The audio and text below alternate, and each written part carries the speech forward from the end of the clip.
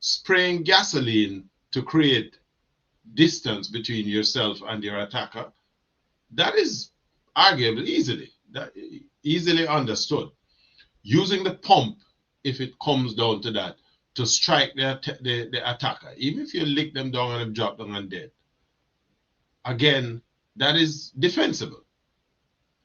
But having sprayed your assailant with gasoline, right, and then you introduce fire into a gasoline environment, that carries foreseeable catastrophic consequences.